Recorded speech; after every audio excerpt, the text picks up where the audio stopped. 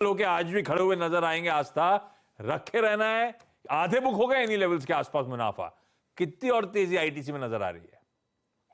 जी बिल्कुल, रखना है रचना मैम आपको। और 510 तक तो मुझे लग रहा है कि ये जाने की यहाँ पे क्षमता रखता है, तो वहां तक की तेजी लगती है। लेकिन जो भी आप रखेंगे मैम स्टॉप लॉस के साथ रखिएगा। और स्टॉप लॉस आप चाहें तो 440 जिसपे आपने बेचा था, 440 75 के आसपास ही शायद आपने बेचा था, तो उतने का लगा लीजिए स्टॉप लॉस। और अभी अपनी आधी पोजीशन को बिल्कुल कंटिन्यू करिए। 510 तक तो मुझे लगता है कोई दिक्कत आनी नहीं चाहिए। अब दूसरा सवाल ये है कि कहाँ पे इन्वेस्ट करना है। तो देखिए मुझे थोड़ा पीएसयू बैंक्स अच्छे लग रहे हैं अभी। और उसमें आप कैनरा बैंक देख सकते हैं, वहां पे आप लगा लीजिए। लेकिन क्योंकि पीएसयू बैंक है तो बहुत धीरे धीरे चलते हैं, तो ये आपका पेशेंस का इम्तिहान लेंगे। लेकिन मुझे नहीं लगता कोई दिक्कत आएगी। ये आराम से यहाँ से 10 से 15% का अपसाइड दिखाता हुआ नजर आएगा। एटलीस्ट 10% का तो मुझे काफी स्ट्रॉन्ग चांसेस लग रहे हैं। तो 365 तक के टारगेट्स के लिए कैनरा बैंक को खरीद सकते हैं। ये मैं आपको थोड़ा सा short to medium term call दे रही हूँ। और बाकी मैम आप चाहें तो एक बार नतीजे आते हैं उसके बाद एक बार वापस से पूरी छननी होगी कि किस तरह के नतीजे आ रहे हैं और स्टॉक्स निकलेंगे। तो बैंकिंग में ये पसंद आता है, वहां पे देख सकते हैं। दूसरा मुझे लगता है मेटल सेक्टर भी अच्छा परफॉर्म करेगा, अभी नहीं लेकिन लॉन्ग टर्म में। तो वहां पे जिंदल 100 अच्छा लगता है, लेकिन फिर भी एक बार मेटल सेक्टर पे नतीजे आने के बाद हम कॉल लेंगे तो बेटर रहेगा। तो वहां पे भी नजर बनाई जा सकती है। और तीसरा तो कैपिटल गुड्स है ही। तो एलएनटी यहाँ से 2650 तक के टारगेट्स के लिए अच्छा लगता है, लेकिन गिरावट पे खरीदना है, अभी एलएनटी को ना खरीदें। तो ये तीन सेक्टर अच्छे लगते हैं, कैपिटल गुड्स, मेटल और बैंकिंग। तो वहां पे आप नजर बना सकते हैं। और आईटीसी को लेकिन रखिएगा 510 के टारगेट के लिए, 440 के स्टॉप लॉस के साथ। आईटीसी रखिएगा भाई। 510 के लक्ष्य तो अभी नजर आते हैं। एक बार वो 500 के ऊपर की ट्रेजेक्टरी आती है तो देखते हैं किस तरह के न्यूज फ्लोज और किस तरह का स्टॉक का बिहेवियर, उसके बाद फर्दर कॉल लिया जाएगा। होल्ड है आपका आईटीसी में। जहां तक आप फ्रेश पैसा लगाना चाहते हो, सरकारी बैंक्स में कैनरा बैंक अच्छा लगता है। 365 के शायद लक्ष्य, हाँ लक्ष्य है। मेटल्स अच्छे लगते हैं, लेकिन इम्तिहान की घड़ी सामने है, रिजल्ट सीजन आ रहा है। एक बार रिजल्ट्स निकल जाने दीजिए, उसके बाद देखते हैं। एक बार कुछ व्यू बदलता ही नहीं बदलता। अदरवाइज जिंदल 100 मेटल्स में अच्छा, और कैपिटल गुड्स तो आज तक कई बार मेंशन कर चुकी हैं। ब्यूटीफुल रेटिंग हो रही है उस पूरे स्पेस की। लार्सन एंड टूब्रो कोई भी गिरावट में एक्यूमुलेट करते चलिए, तो खैर बेहतरीन पेडिग्री, इसको एक्यूमुलेट करने के मौके ढूंढिए। अहमदाबाद से विशाखा पंजाबी जी स्क्रीन पर। Vishakha ma'am good afternoon. Vishakha ma'am आप क्या करते हो? Good afternoon sir. सर मैं आईटी में जॉब करती हूँ। अरे वाह, अहमदाबाद में ही हो? क्या आप अहमदाबाद में जॉब करते हो? बेस आईटी कंपनी का वही है आपका? Yes sir, basic headquarters UK में है, लेकिन अहमदाबाद में इनकी एक कंपनी है। सही है। विशाखा मैम कोई आईटी कंपनी पोर्टफोलियो में है क्या? नहीं सर, फिलहाल नहीं। उसी के लिए क्वेश्चन है। क्या क्वेश्चन है? क्वेश्चन क्या है मैम? सॉरी क्या क्वेश्चन है आपका? सवाल क्या है?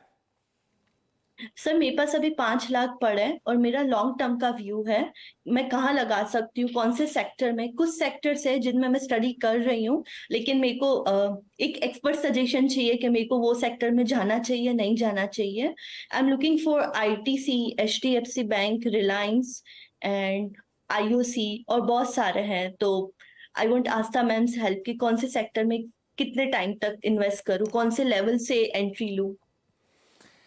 5 लाख रुपए हैं। कोई एक्सपोजर समझते हो आप टेक्निकल फंडामेंटल शेयर बाजार के या नहीं? यस सर, मैं 3 साल से देख रही हूँ, सीएनबीसी कंटिन्यूस देखती हूँ, तो मैं थोड़ा चार्ट्स वगैरह स्टडी करना सीख रही हूँ। तो अभी सीख रहे हो। आस्था अगर हाँ कह भी देंगी तो कन्विक्शन आ जाएगा उन स्टॉक्स पे? सर, एक्चुअली आप अगर देखेंगे मेरे पोर्टफोलियो में, तो मैंने ऐसे शेयर सिलेक्ट किए जो आप सजेस्ट करते हो कि जिनका फंडामेंटल स्ट्रांग हो और हाँ। जिनका बैलेंस शीट स्ट्रांग हो, नहीं, उनको देख। आपने जो नाम मेंशन करे वाकई अच्छे चुने हैं, इसमें तो कोई शक ही नहीं है। सॉलिड पेडिग्री के स्टॉक्स आप मेंशन कर रहे हो, और आप लार्जली लार्ज कैप्स पे रिस्ट्रिक्ट कर रहे हो अपने आप को, अच्छी बात है। मैं इसलिए कह रहा था कन्विक्शन आएगा नहीं आएगा, क्योंकि हम सब किसी और के थॉट प्रोसेस पे उतना भरोसा कर नहीं पाते। स्टॉक नहीं चल पाता तो हम नर्वस हो जाते हैं, बेच देते हैं। कभी कभी ऐसे बेहतर होता है कि म्यूचुअल फंड मैनेजर की मदद ले ली जाए, है ना? पैसा कमा के वो भी दे देगा और एक्सपर्टीज का तड़का रहेगा। खैर, आस्था 5 लाख रुपए लगाने हैं। पहले तो 5 लाख डिप्लॉय करने का, एक मुश्त डिप्लॉय करने का समय सही है जब हम रिकॉर्ड हाइज पे खड़े हैं। हो सकता है रिकॉर्ड हाइज आज के हैं, कल यहां से भी अच्छी तेजी हो। एक साथ डिप्लॉय कर दूं या नहीं, पहला सवाल ये। दूसरा, हम खुद ही अपनी स्टडी कर रहे थे और कुछ इंटरेस्टिंग नाम सामने आए, कोई आईटीसी, कोई एचडीएफसी बैंक, कोई रिलायंस इंडस्ट्रीज, कोई आईओसी। ये जो 4 नाम लिए, इसमें पैसा डालना शुरू करूं क्या? देखिए, बिल्कुल डिप्लॉयमेंट का सही टाइम एक्चुअली रिकॉर्ड हाईज हैं, तो मैम थोड़ा-थोड़ा करके आप करिए, एक साथ सारे पैसे ना लगाइए। तो पहले सवाल का ये जवाब। दूसरा जवाब ये है कि हाँ, बिल्कुल आपने जो चूज़ किया उसमें आईसीआईसीआई बैंक अभी भी अच्छा लग रहा है। वहाँ पे आप रखिए अपनी पोज़ीशंस और नीचे आता है तो उसमें और एक्यूमुलेट करिए। दूसरा रिलायंस अच्छा लगता है तो उसमें भी पोज़ीशन रखनी है और नीचे आता है तो वहाँ पे भी एक्यूमुलेशन करना है। और तीसरा टाटा मोटर्स अच्छा लगता है। तो ये 3 स्टॉक्स काफ़ी अच्छे लगते हैं। दूसरा एक बस इतना सा मैं बोलूँगी, हर सेक्टर का एक साइकिल होता है मैम। तो आईटी सेक्टर ने बहुत बढ़िया टाइम देख लिया। अब उसका साइकिल थोड़ा-थोड़ा फेड हो रहा है, इसीलिए वो चल नहीं रहा। तो आप ये भी देखिए कि कौन से सेक्टर की साइकिल चल रही है। केपेक्स के हिसाब से कैपिटल गुड्स की साइकिल अभी स्टार्ट हुई है, तो वो अच्छा लगता है। बैंकिंग अच्छा लगता है, इंटरेस्ट रेट फॉलिंग सिनेरियो है। तो सेक्टर्स को इस तरह से देख के आप लगाएँगे तो और भी अच्छा रहेगा। बाकी आपके ये स्टॉक्स अच्छे लगते हैं, आप इनको कंटिन्यू कर सकते हैं। ठीक बात है भाई। कोई आईसीआईसीआई बैंक तो बैंकिंग का तड़का हो गया, रिलायंस इंडस्ट्रीज, कैपिटल गुड्स में इसी सवाल से पिछले सवाल में आस्था ने लार्सन टूब्रो की वकालत करी दी है। तो उस तरह के स्टॉक्स में मैम पैसा डालिएगा, एक मुश्त नहीं डालिएगा, स्टैगर्ड वे में, या डिसाइड कर लीजिए हर महीने की कोई डेट जिसमें आप वो स्टैगर्ड वे में हल्की हल्की खरीद इन स्टॉक्स में खरीद करते चले। ये तरीका हो सकता है इस समय पैसा, फ्रेश पैसा डिप्लॉय करने का। रचना मैम अगला सॉरी, दो रचना मैम है, कलपक्कम वाली रचना मैम, अगला सवाल कौन सा? मेरा अगला क्वेश्चन रूट मोबाइल के लिए है। उसका अभी मैंने 45 शेयर एट 2150 पे लिया था और अभी वो भी गिर गया बहुत, वो तो बहुत गिरा, लेकिन हमने उसे बेचा नहीं कि छोड़ दिया कि लेट्स सी। तो अभी क्या, अब लग रहा है कि किसी और, क्योंकि मार्केट इतना भाग रहा है लेकिन इसमें इतना भागना मुझे दिखा नहीं है। तो क्या मैं बदल दूं या होल्ड करूं आगे भी?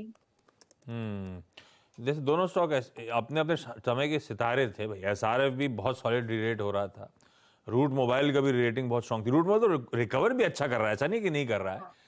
बीच में करेक्ट तगड़ा हो, ये और तालना दोनों एक साथ करेक्ट हुए थे। रूट मोबाइल तो बहुत बड़े रिकवर करने की कोशिश कर रहा है। खैर, मेरी खरीद बहुत ऊपर की, 2100-2200 रुपए की बात करी रचना मैम ने। आस्था क्या करा जाए भाई, लिया ट्रेडिंग वाला मामला था ये। हालांकि ट्रेडिंग वाला स्टॉक है नहीं, लेकिन ट्रेडिंग में लिया था, फंस गए थे, लॉन्ग लॉन्ग टर्म में रख लिया है। रखे रहे क्या? और फिर अगर पसंद आ रहा तो एवरेज करूं कि छोड़ दूं?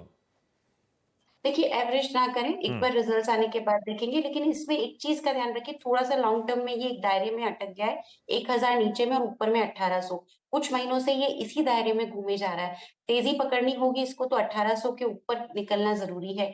हम लेकिन वेट कर सकते हैं और तब तक रिजल्ट्स भी आएँगे। तो रचना मैम, आपको अभी तो बिल्कुल वेट ही करिए, जो भी पोज़ीशन है उसको होल्ड करिए और सेफ साइड पे एक 1480 का स्टॉप लॉस ज़रूर लगा लीजिएगा मैम। 1480 के स्टॉप लॉस के साथ अभी बने रहिए। एक बार 1700-1800 का स्तर पार हुआ तो फिर आपकी कॉस्ट प्राइस आने के भी चांसेस हैं, लेकिन तब तक रिजल्ट्स भी आएँगे तो उस पे भी बिल्कुल कड़ी नज़र रखनी है, क्योंकि वो आपको और काफ़ी ज़्यादा मदद करेगा आगे की दिशा निर्धारित करने में।